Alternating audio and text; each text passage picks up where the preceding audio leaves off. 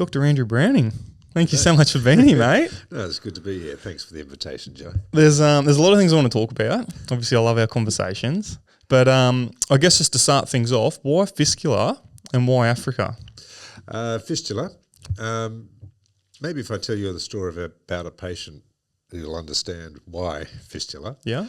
So fistula is a condition that we used to see here in Australia. We've pretty well eradicated it now, but it still occurs anywhere in the world where women don't have good access to healthcare for their delivery of their baby during their pregnancy, especially the time around the delivery. So to illustrate why women get a fistula and what it is, there's so many stories I could tell you, but I'll tell you the story of Ngolo. Mm-hmm. Ngolo is a patient of mine from Tanzania, where I used to live and work, and she lived in a remote rural area in southern Tanzania, in an area where there's no access to midwives, doctors, hospitals. And she was married about the age of 16. She grew up not going to school, just helping in the household. She went to live with her husband and got pregnant soon after being married. And came time for her to have her baby. And because there's no hospitals, whatever, she did what all the other women in her village did, and she went into labour in her little hut, in her little mud hut in the village. After a day of labour, she hadn't delivered her baby. Wow. She was one of the unfortunate 5% of women that get into what's called obstructed labour. So obstructed labour simply means that the baby's too big for the mother's pelvis. So mother's pelvis, baby's head is just not fitting. Mm-hmm. So either the head's too big or coming out the wrong way, or the pelvis is too small, it's getting stuck. So that happens in about 1 in 20 women pregnancies when they have their delivery. So Ngolo got into obstructed labour. She stayed in labour for another day. The end of 2 days of labour, she's getting pretty weak by that stage. The husband, also illiterate, never been to school, but he's desperate to think of, how can I help my wife? But he has the idea that if he boiled a basin of water and put Ngolo's feet into the boiling water, it would help the uterus to contract and help the labour. Is that common? No, that was...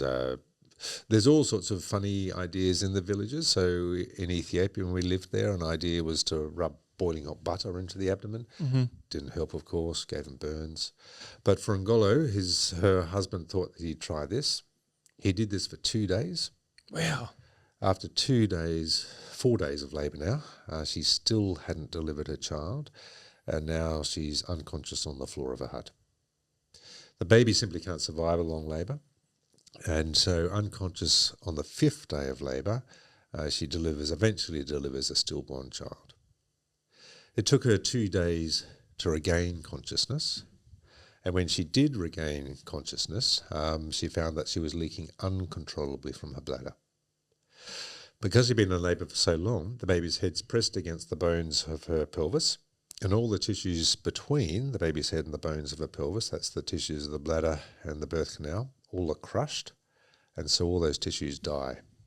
And so after she delivers the stillborn child, those dead tissues come away, and she's left with a large fistula, or a hole. Fistula just means hole or pipe, between the bladder and birth canal, and that was 10 centimetres in diameter. Almost the whole birth canal was destroyed. So she's leaking urine every single minute of the day. She smells, she's ashamed. The husband says, look, I can't have you in the house. He divorces her because she smells. She goes to live with her mother. Mother can't have her in the house because she smells so badly. So she builds a little lean-to and the edge of the family compound, just of sticks and leaves and mud.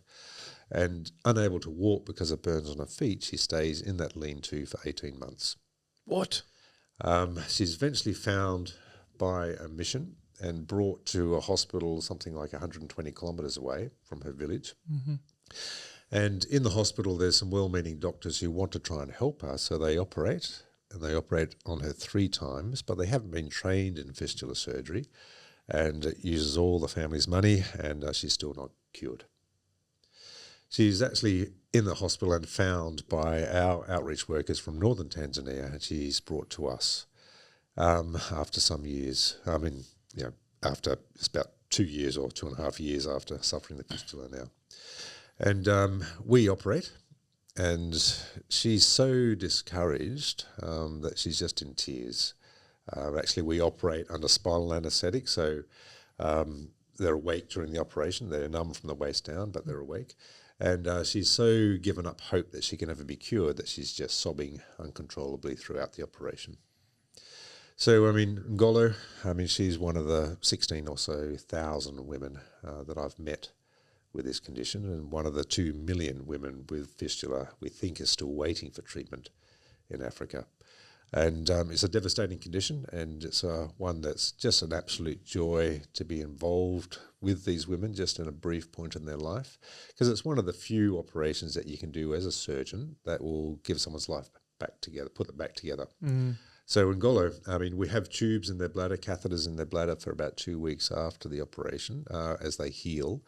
And it was an extensive operation, and we just prayed that it would work, because not all the time, the operation doesn't work all the time. Yeah. So 2 weeks. There's many other patients in the ward with fistula, of course, and she sees them getting cured. Their catheter comes out after 2 weeks. They're dry, they're happy. And so comes time for 2 weeks after the operation that we remove Ngolo's catheter. And thanks to God, she's cured, and she's absolutely delighted. She's hugging everyone, and she says, "Look, I'm going to go back to my village. I never want to meet another man again. I'm never going to be married again. Done with that. And I'm going to study, and I want to be a midwife to help women in my condition." So Ngolo, went back to her village. This was a few years ago now. I haven't caught up with her for some years, but I caught up with her about 2 years after we did the operation, and she was going to school and starting a new life. So we give thanks for that. So yes, fistula. Why fistula? It's just a joy to be able to help these women who are at the bottom. They're usually rejected. I've had women suffering in isolation for 50 years, pretty well universally depressed, 40% suicidal with this condition. And by curing them, you can give their life back. It's a joy to be a part of their lives for that moment and make a difference in their lives. So is it just there because of lack of resources, knowledge? Like why is it not? Because I hadn't heard about it at all until I met you, and it just doesn't seem to be common in Australia. No, it's not common in Australia, although I did read a report from Melbourne Hospital some years ago, and it describes a lady had a long 2-day labour at home and delivered a stillborn child and was leaking urine through a fistula. She had 3 different operations in Melbourne Hospital, wasn't cured, and then absconded and was never seen of again. So yes, we did have fistulas in Melbourne, but the date of that report was 1880. Wow. Yeah, so with the advent of safe obstetric care, we've eradicated obstetric fistula from Australia and other countries like us. We still see some fistula, but it's not due to a 5-day labour, dead baby, necrotic, dead tissue, birth canals destroyed, everything's destroyed. You do see some tiny little fistula, which are still give the same symptoms, but they often due to a tear in labour through the bowel, that it's been repaired, but it's broken with an infection or something, or sometimes a tiny little hole in the bladder that's caused by an accident in an operation or some other tumour or something, some other pathology, but not the long 3, 4, 5, sometimes even 10-day labour and dead baby and all those horrible other things as well. And this only happens during labour, so this isn't something that during the pregnancy this would come about? No, it happens during the labour. So during the labour, the contractions are just pushing the baby's head against the mother's bones, and the pelvis is too small, so it can't come out. So the tissues between the baby's head and the mother's bony pelvis are all crushed and died. So it happens during labour. So labour usually rarely happens longer than a day. It takes longer than a day, rather. But in these cases where you don't have access to doctors, to midwives, to an operation to have your baby, then you've got no option but to stay in labour. And many of the women will die from the long labour, but if they don't die, almost always the baby inside dies. And after that happens, the skull collapses and they eventually deliver a stillborn child and sustain this fistula. Yeah. Now, you're a very humble person. Every time I've given you a compliment, you don't like to take it. But the work you're doing is incredible. You're building hospitals, you're going to Africa, all the time. I thought you're never in Australia. What's the end goal with all this? Are you trying to completely eradicate that like this from Africa, or just kind of just trying to make a difference? Or We'd like to. We lived as missionaries in Africa for 17 years, so 10 years in Ethiopia, then 7 in Tanzania. So I'm back in Australia now. I don't work as a doctor in Australia. I travel backwards and forwards to Africa and work for our charity while in Australia, raising the money and administration and all that sort of stuff. So we'd like to treat as many women as we can with this condition. I'm only one person, but a big part of what we do is train other doctors. When I first started doing fistula surgery in the 1990s, there was 9 fistula surgeons in the world. Now there's over 400, so we're treating many more. But the goal, of course, is to prevent it. So we've prevented it in Australia, in America, Europe, Japan, Southeast Asia, just by enabling women to have a medical assistance during their delivery if it's needed. Most of pregnancies, deliveries happen fine. You don't need a doctor, a midwife, or midwife, someone to help you deliver like a midwife, but you don't need medical intervention for about 85% of deliveries. 15% you'll need some sort of intervention to improve the outcomes for the mother and the baby. And but until we have that for everywhere in the world, we're still going to have women dying in pregnancy and getting fistulas. So I started a charity in 2009 called the Barbara May Foundation, not only to treat fistulas but also to prevent it. So to prevent it, we've been building hospitals, maternity hospitals, and ensuring women can have a free delivery in that hospital, because one of the big barriers for women accessing obstetric care is the cost. They can't afford it.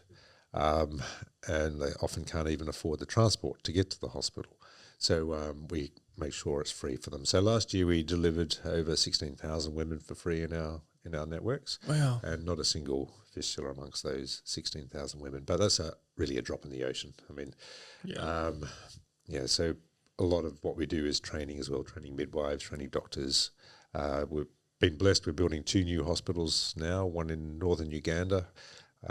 Sonic Healthcare Foundation from Australia is funding that, and we're partnered with an organisation in Uganda called Takoro. Then a wealthy donor here in Australia has donated them funds to build another hospital in Tanzania. But, building hospitals is great, but we need to find the running costs next. Yeah. And do you put like local surgeons through training so then they can do it when you're not there as well? Yeah, so all our staff in our hospitals are local guys, midwives, doctors, and they're trained in the local health institutions. We'll give them extra training when they come to our hospitals, because our protocols, labour ward protocols, are slightly different to what they might have learnt, the Ministry of Health protocols. Just pushing things a little bit further along, and so we do get good outcomes in our hospitals, and each of our hospitals have been awarded by the local health bureaus as the safest place in those regions to have your baby, so we're delighted with our staff. And so yes, I'll go there, do the fistula surgery. Yes, they do fistula surgery in my absence and keep the difficult cases for me. But I also go to many other hospitals that are not funded by our charity, the Barbara May Foundation, and train doctors in them. So this year I was in Burundi and Kenya and all sorts of places where we don't fund, but training doctors in those places. How do you decide where to go? You're asked. So you can't go everywhere where you're asked. Yeah. Actually this week I was meant to be in Mozambique, but had to say no. I just couldn't. The travel schedule for this year was just too full. Yeah. So I'm here in Australia this week. And we've just started working in Central Africa Republic. It's a country that's just been closed off by conflict for the last 15, 20 years. So just started to go there last November. There's such a big need there. And that's with the Lutheran Church. So we've got various partnerships with missions and churches and so forth, and they've got their hospitals. And if we haven't built our own, we partner with those ones and go in. We also train doctors from government hospitals in those countries. I mean, everywhere you work in Australia, everywhere, government hospitals often have a layer of bureaucracy that makes work difficult. So yes, I work in government hospitals as well, but it's much, much easier to work in the mission church hospitals. Yeah. And when you're building them hospitals, is there a lot of loopholes you got to go through? How difficult is it to? Not as hard as Australia. I mean, I Yeah, wouldn't even attempt to start it in Australia. Oh my goodness, the paperwork here. Yeah, So yes, there is. because like a lot of these countries would be very corrupt. Yeah, and it's a funny thing, corruption, isn't it? I mean, there's how will I put it? So in Australia, yes, there's checks and balances. There's still corruption, but for example, people would say, "Oh, we need to put these NGOs to monitor and make sure there's no corruption." So, for example, USAID, now closed, gave $500,000 for fistula patient recruitment in our hospital when I lived in northern Ethiopia. They gave that money to the government of America gave it to USAID, who took out a third in their overheads, who gave it to an organisation called Pathfinders, who also took out a third in overheads, and so very little came to the ground to actually find the patients. And so where's the corruption? I mean, from that $500,000, what actually worked on the ground was about $180,000, and all of it's gone in people just sitting in offices, legitimate. So to me, that's legal corruption. I mean, because they did nothing for the work on the ground, but all that money was gone. And are they saying it's taxes or something? Or oh no, it's just the administration fees for them to oversee the project, and that's endemic in the aid world. So all those big organisations, just the money gets gobbled up in the UN offices, in the big NGO offices, and the work that's done on the ground isn't done by them. They fund things, but they put so much paperwork and loopholes on the organisation on the ground. I call it very expensive money if you ever deal with those big NGOs, and I prefer not to, just because the resources that you need to put in to legitimise what you're doing, it just makes it so. To me, that's corruption. Yeah, because it's legitimised, it's legal, but it's just taking money and producing absolutely nothing. So yes, there's corruption in Africa, but I mean, if you gave $500,000 to an organisation in Africa and that went in corruption, you still probably get more than 100. If you gave $500,000 to some organisation and it was corruption there, and you ended up spending $180,000 on the project, there's no organisation that's that corrupt in Africa that would take all of that. So you still get more. But in our organisations, we're monitoring our hospitals because I'm there and we've got our staff there, and we get our reports. We know what money's going in. We know what product's coming out. So we get a good cost. I mean, there's probably some bit of money going here, there and everywhere, but little. So, for example, in our hospital networks, for one woman to have 4 clinic visits while she's pregnant, a blood test, an ultrasound, delivery in the hospital with a 14% chance of a caesarean, baby looked after in the NICU, in the intensive care if it's needed, postnatal check and immunise your baby, costs 280 Australian dollars. 180. 280. Yeah, so you get one ultrasound here in Australia for that, and we get the same results. So that whole same process in Australia, what would that cost? I can't find anyone who will actually give me a figure, but probably in 20 to 30,000. Wow. Yeah. It's 280 there. Yeah. And we get the same results. So not a single fistula. We had 8 maternal deaths out of the 16,000 deliveries last year, and that's because of famine in one of the areas where we work. There's been war and famine in northern Ethiopia in the desert there, and those 8 deaths were attributable to famine. So the women were just malnourished, and they started labour in their village. They were so weak from the labour, they succumbed, come to our hospital, and it was too late. So we've actually got a feeding program for starving women there at the moment. We're feeding about 10,000 malnourished pregnant ladies, and that costs 50 cents a day. So, I mean, if there's corruption, I mean, 1 or 2 cents here and there, you're still getting great value for money. Yeah, but it's a shame because imagine how many more people could be helped. Yeah. I mean, that's why we don't work with the bigger organisations because they take a huge chunk of money and. Do you think if some of them people were on the ground and experienced this, that would be different? Yeah, very much so. So I'm all for giving money directly to the people, the individuals on the ground, not these middle people like these big NGOs. Because it just gets gobbled up, and they're not on the ground. They're living in cloistered compounds, having very privileged lives, and they don't really understand what's happening on the ground. Mm-hmm. Yeah, so the only time I would meet some people from these big NGOs is if I ever get upgraded into business class on the flights. So that's the only time I see them on the ground. Mm-hmm. You just never meet them. Yeah, it's a shame. Yeah, it is a great shame. I mean, there's a lot of well-intentioned people that work there, and often they leave just out of frustration with the bureaucracy and just the inefficiency of the systems that they work under. What keeps you just driving forward on this mission? I know obviously there'd be so many success stories, but with all the corruption and all the things you've got to overcome to just stay on this path so long? It's faith, I think. I mean, as a Christian, I gave my life to Christ when I was 14, and that changes your life.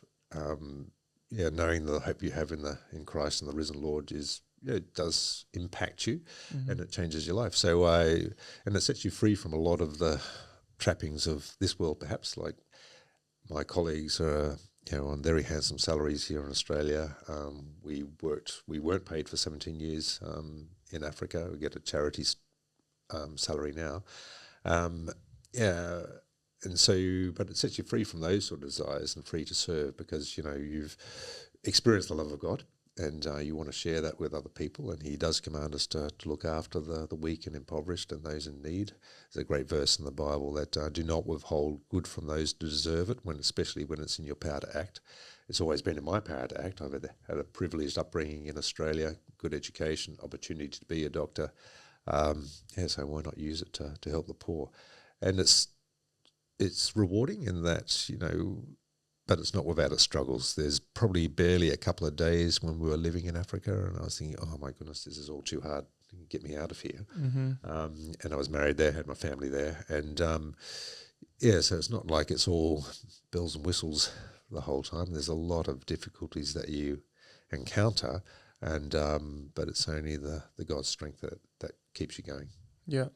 When you were 14 and you gave your life to God, what prompted that? Was that a pivotal moment in your life? Like, was that just what your parents done? And yeah, I grew up in a Christian household, so I grew up in church, going to Sunday school. I knew all the Bible stories, but I didn't have awareness that Christ actually died for me because of the wrongs I had done, and that he wanted to know me. He's risen, and you can get to know him.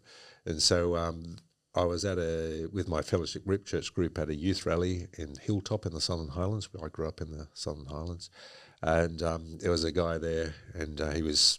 felt like he was speaking directly to me. He said, Christ died for you, and he wants to know you if you just give your life to him. And so that night he came straight up to me after the talk and said, you need to give your life to Christ. And I said, yeah, I do. So, just gave my life to Christ that day, and it was a pivotal moment. And it was... there's cliches and all sorts of things, isn't there? But it was like a born-again moment that just that joy of knowing that there's a God and he is so not only created me but wanted to know me and bring me to him by dying for all the wrong things I've done, and he rose again so we can still know him. And that was it was pivotal and renewing. It's not to say there's times of doubt. And, as I've grown in my faith over the years, there's been times of tremendous doubt. Is this real? I mean, it sounds all very weird, but I'm always brought back to that moment, and also answered prayers during my life. It's living by faith in Africa when you don't have an income, and God seemed to provide just at the right time all that we needed, what we needed, not we wanted, but what we needed to get by.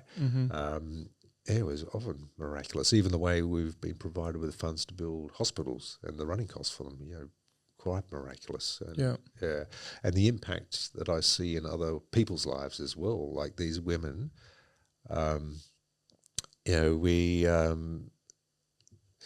yeah, there's opportunities for them from our chaplain, as there are chaplains in hospitals in Australia, to hear God's word as well, and sometimes for the first time in their own language. So, and the joy that brings them as well. I had one lady, we've got these solar powered devices called Mega Voices. So she was from a language called Wagogo, and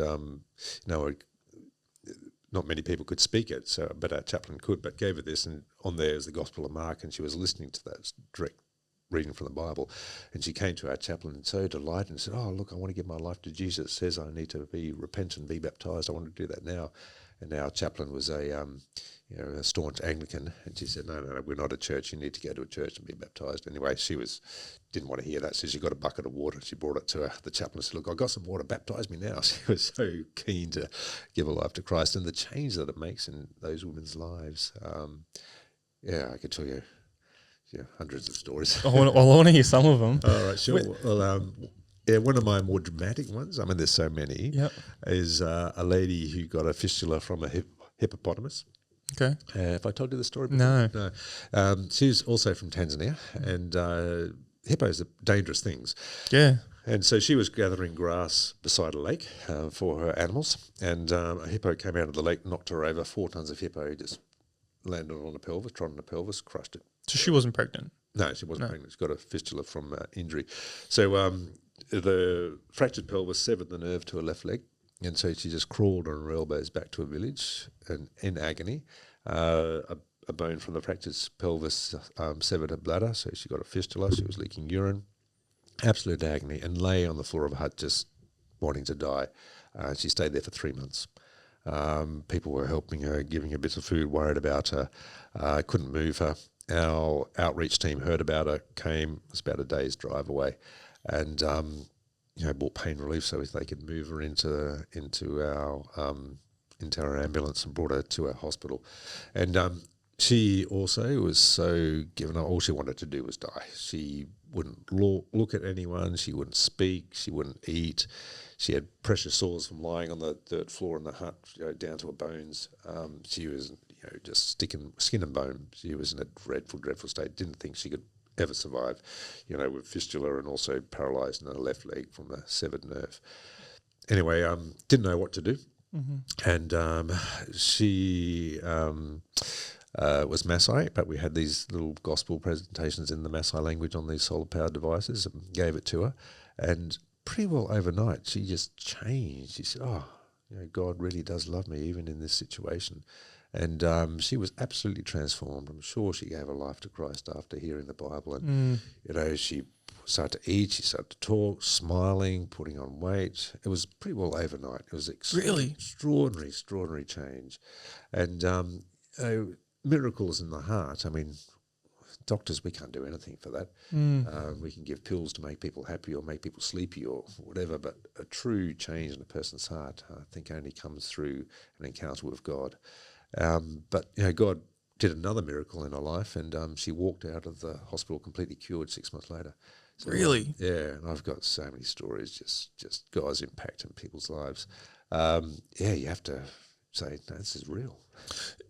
Something I wanted to ask you. So when you said you went through the periods of doubt, is that because because I know when I went to Africa, the things I seen, I just couldn't believe. I'd heard stories and I'd seen photos before, and then I went there and I'm experiencing the stories and photos that I'd seen, and it just still blew me away.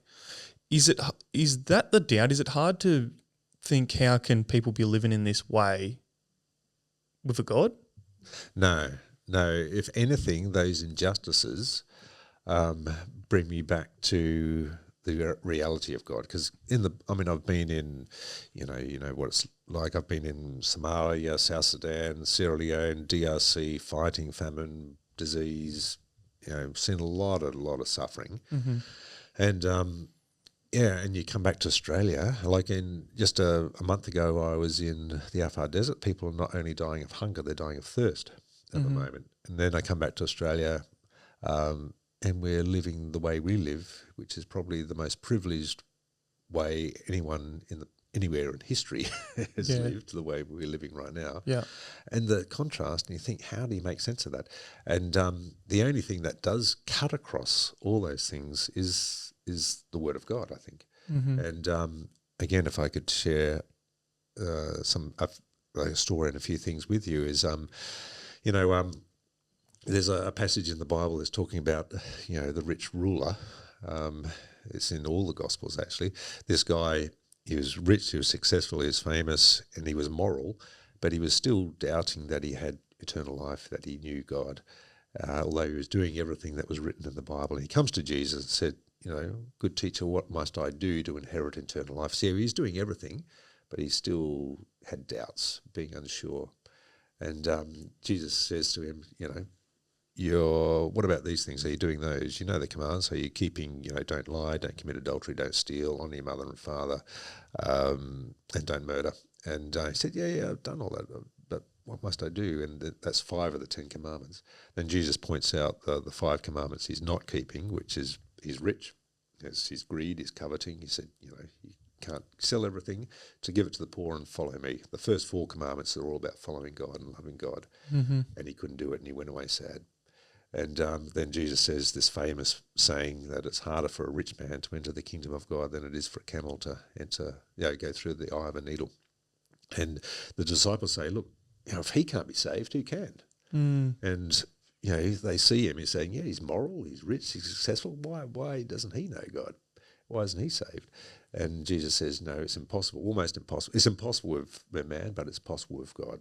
And it's only possible for what Jesus has done through us with his death and resurrection. His death taking away all our selfishness, our disobedience to God, and his resurrection to say, look, it's done. You can still know me now. And that cuts across everyone at any point in history, in every culture. And so I'll tell you another story from South Sudan. A lady called Tensa, who's my favourite story at the moment. I met her at the beginning of this year in South Sudan. Fistula, was sent away from home at the age of 16 to a town that's 200 kilometres away, to a man she'd never met. Got pregnant 7 times, had 7 children, 4 died, 3 survived. She got pregnant on the 8th time, went into labour in her village, usual story, no doctors, midwives, hospitals. Went into labour, got stuck in labour, was in labour for 2 days and knew that wasn't right. And because all her other 7 labours lasted less than a day. So she knew she had to get help. So she took her eldest son and started walking to a hospital. When you're not in labour, the walk would be a full day. Mm-hmm.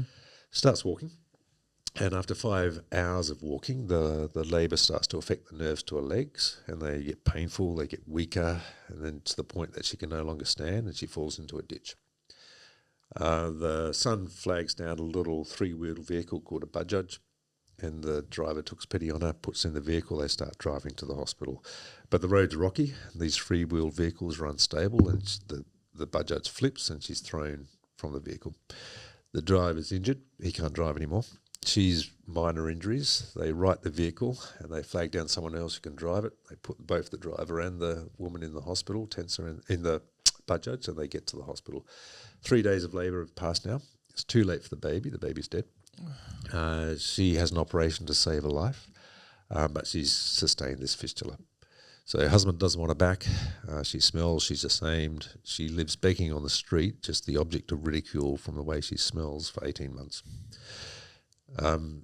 She's eventually found by a fellow Australian missionary, actually, working in northern part of South Sudan, and flown with Mission Aviation Fellowship to our hospital in Juba. Has to fly because there's conflict in that area of South Sudan. And I'm only in South Sudan for a week, and so I've only got a week to operate. So we line her up, but she gets malaria, and she arrives actually at the hospital with malaria, so we can't operate. So we just pray and treat the malaria quite aggressively and pray that she's okay to operate before I leave. So the last day that I'm there, she's well enough to operate.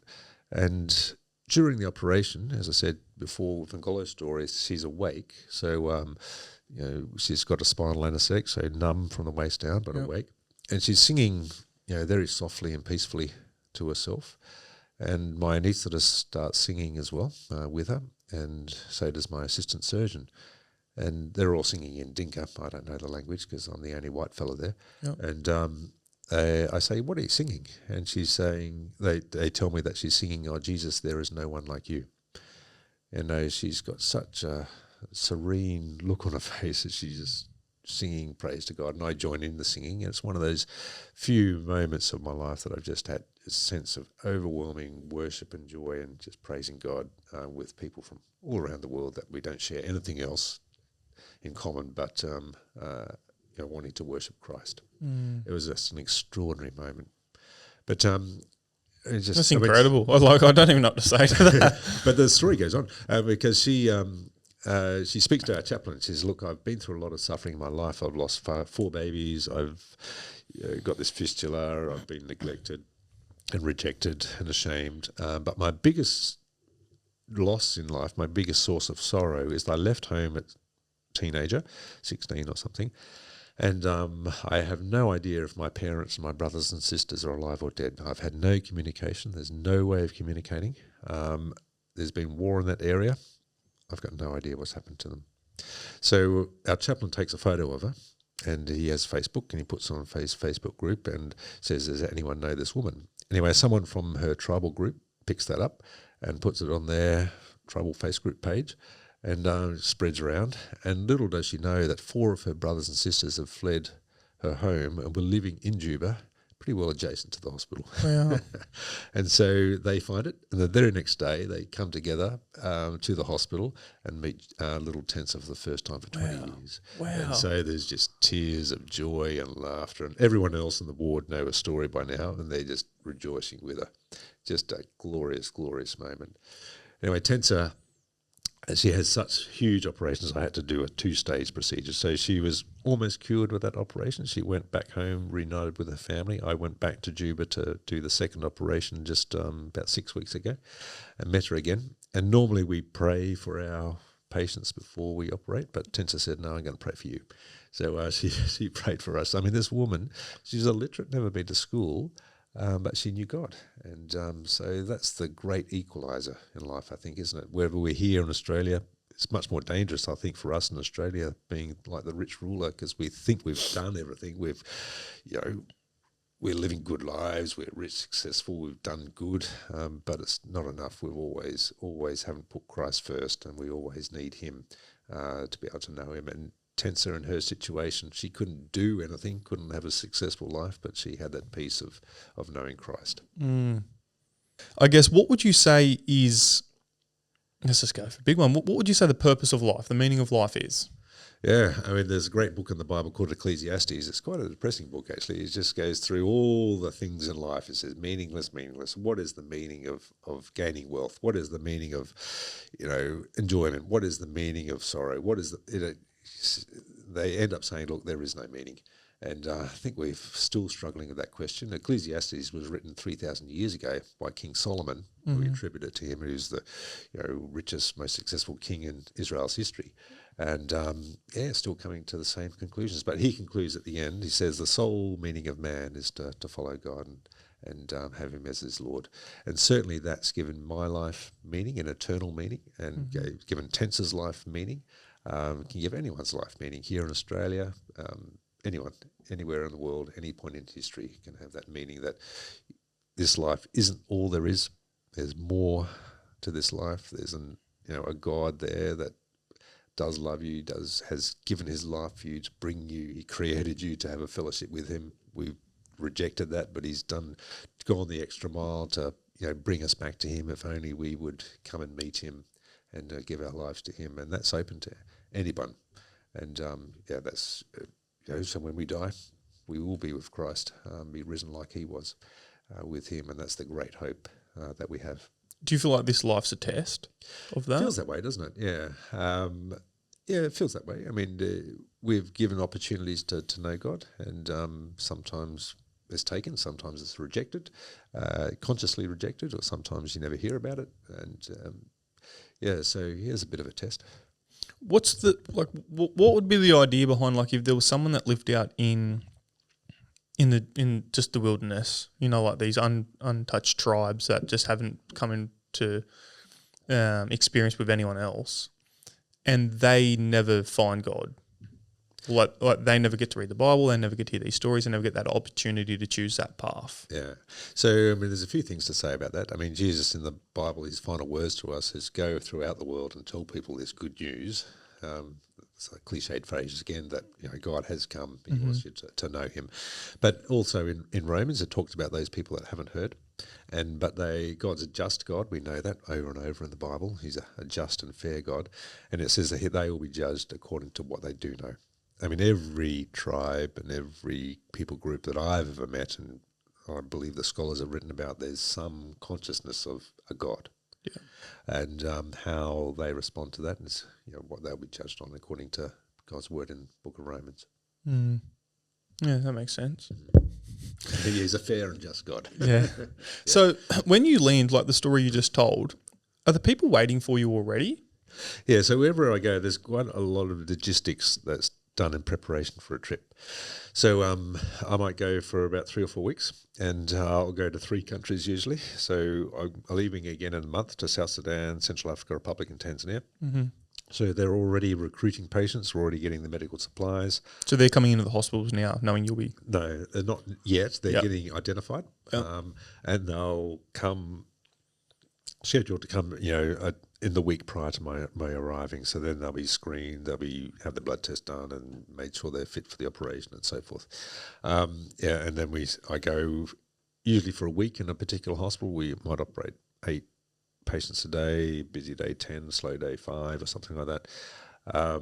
We'll operate every day from dawn till dusk, and then I'll leave, and we've got good nurses we've trained, and the doctors there will train in the post-op management, and I'm training the doctors and nurses while I'm there too. And the patients are usually in hospital for 2 or 3 weeks after the operation, and then I've gone to the next.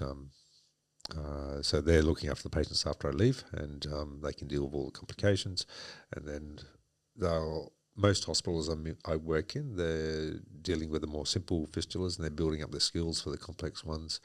So in between when I'm there, they're still treating patients. Yeah. Other places I go that don't have anyone there, so they're only doing fistula surgery when I'm there. Mm-hmm. And we've got other visiting doctors to come, and they're going back to train to work in their own places. Like in Central African Republic, got 2 doctors that come from Cameroon. They live in Cameroon, but they come to help. There's 1 doctor from Bangui, the capital of CAR. They come to this little old mission hospital in the western part of CAR, and then they go back to their own hospitals. They continue because there's no doctor in that hospital at the moment. And is it just one, like, so if you have to do surgery, is it just one, or are there follow-ups? Sorry? So if you have to do have an operation on it, Yeah. is it just done after that? No, not always. Most of the time it is. 80 to 85% needs one operation, they're cured. But there's about 15 to 20% will need a follow-up operation like TENSA. Her whole urethra was destroyed in birth canal, so I had to reconstruct all that. And that will work at the first operation about 50%, 40% of the time. Most of the time they'll need a secondary operation to put a sling of fascia. We take the strong fascia from the abdomen and put it under the urethra as a second operation to help with some ongoing incontinence that they might have. So the fistula is closed, but the urethra, because you've made it new, it doesn't function properly. And so you have to do a secondary operation when it's all healed and put that sling under. So sometimes they might need 2 operations. I mean, there are patients that I've operated on that have had 10 previous operations, usually by doctors who haven't been trained, so it's failed. And it might take 2 or 3 operations to put everything back together. So you move things around slowly. So you can only move tissue so far at one operation. If you move it too far, the blood supply will be compromised, it will die. And so you sometimes have to stage operations. And I just want to go back to something just because it's kind of on my mind. When you first started, you said, so you started doing this in the 90s, and there was only 6 people in the world doing it? 9. 9 doing any volume and being any good at it. How did you hear about it then, and go into that path? I'd heard about it in as much as there was 2 quite famous, or became famous doctors in Ethiopia doing it, Reg and Catherine Hamlin.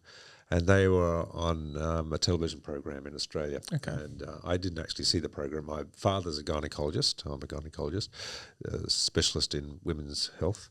And he said, "Oh, look, have to tell you about this. And I was heading to Ethiopia at that time because my aunt Valerie had been living in Ethiopia since 1974. Yeah. So that was in the 90s. And my father said, look, while you're in Ethiopia, you must visit Catherine Hamlin. Regid, by that time, died about a year before. So I wrote to Catherine, and this is before emails and phones and all that sort of thing. So she... A letter? Good old letter. Actually, when I first went to Africa in the 1990s, 93 I think it was, there was no phones. And so to have a communication, you'd write a letter and it would take 3 weeks to go to Australia and 3 weeks to come back. So communication would take 6 weeks. So it was about that length of time to hear back from Catherine, maybe 2 months or something. She wrote back and said, yeah, please come and visit. So and then when you're there, how do you find her? Just get a taxi and find.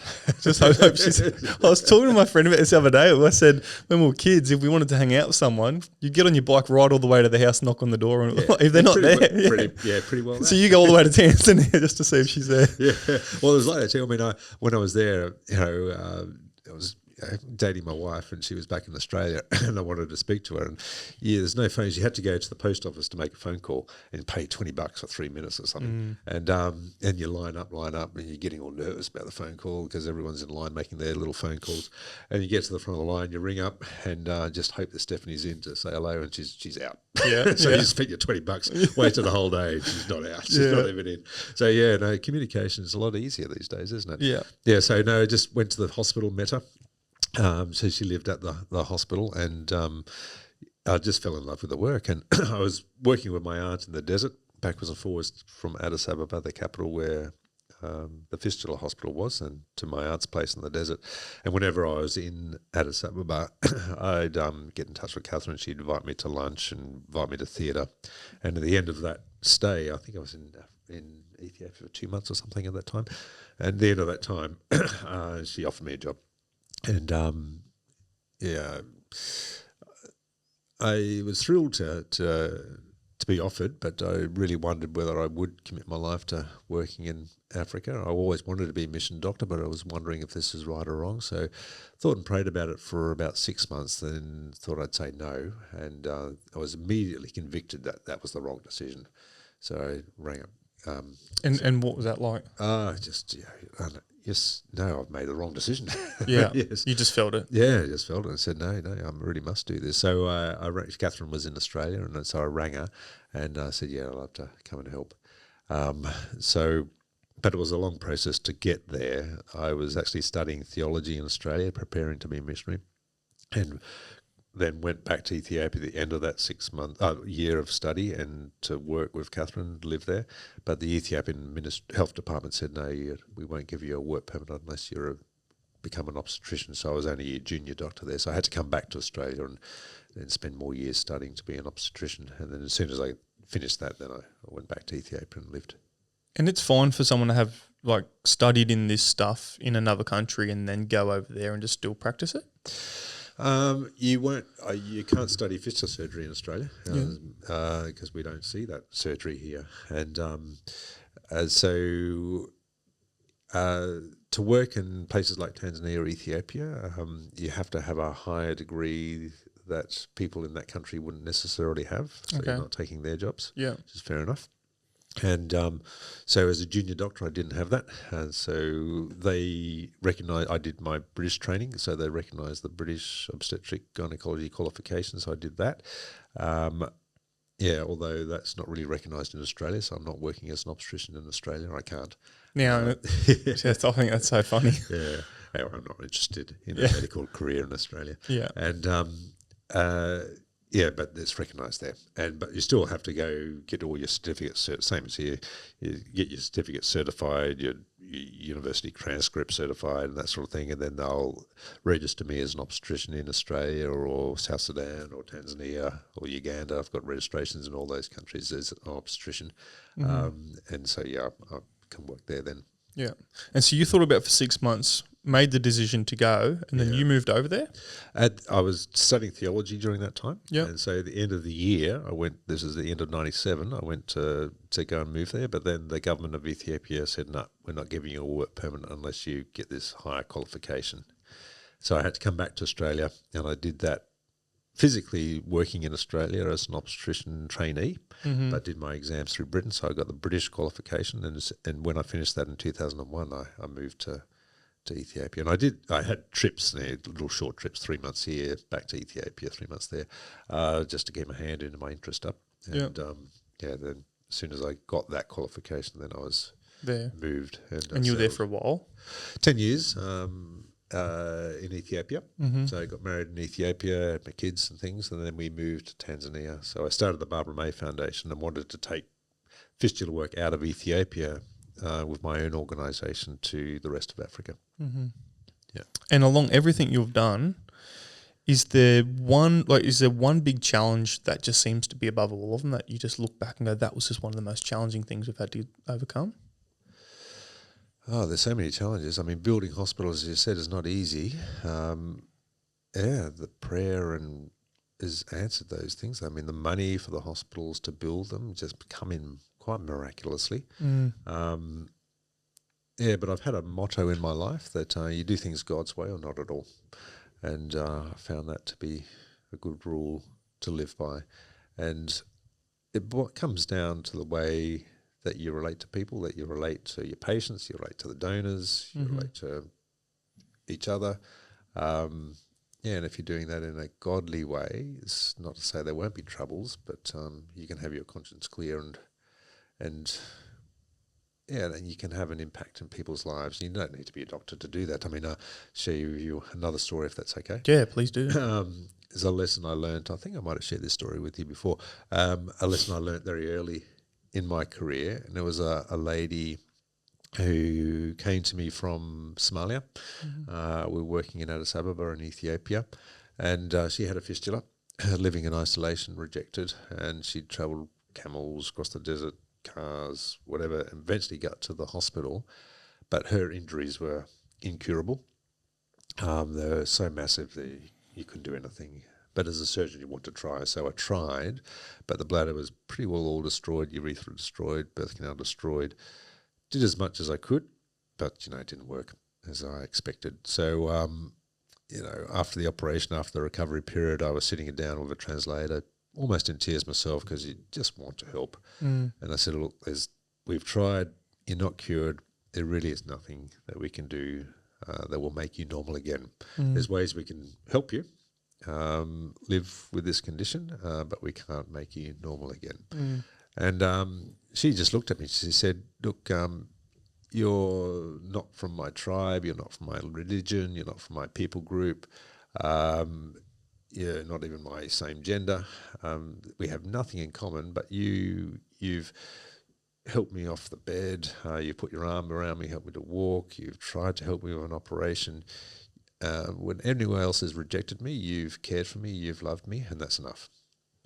Yeah, so just taught me that people don't necessarily want stuff; they just want love and affection, and to be valued, and to be shown that they are valued.